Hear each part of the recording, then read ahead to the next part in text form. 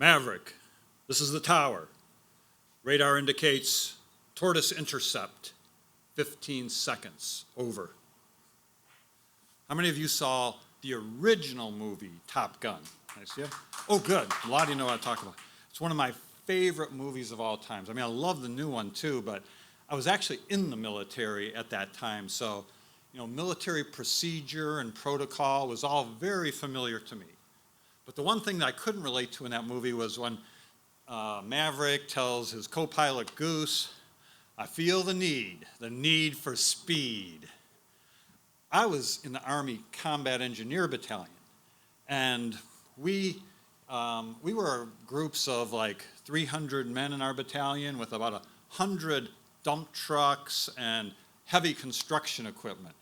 And our practice was to move very slowly across Germany, where we were stationed at the time in the early 80s.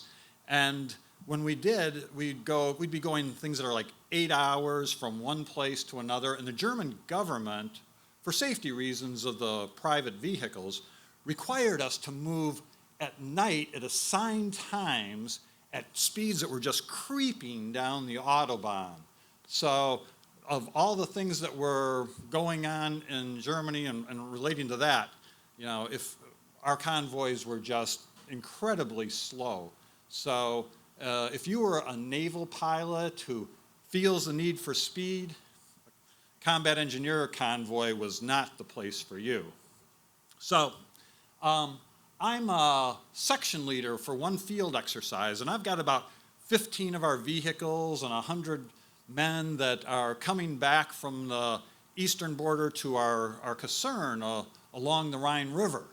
And as we're going, it's rough, it's like an 8-hour drive, and the guys are doing their best to kind of like keep their spirits up. They try to think of it as a road trip, and there's 6 to 8 combat engineer soldiers in the back of each vehicle, which are dump trucks, and we're towing a couple of backhoes and bucket loaders and bulldozers.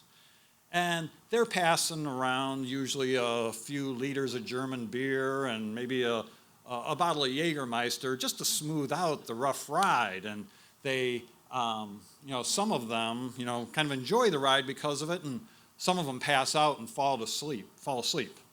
Either outcome works on a situation like that. Maverick, this is tower. Tortoise intercept, 5 seconds.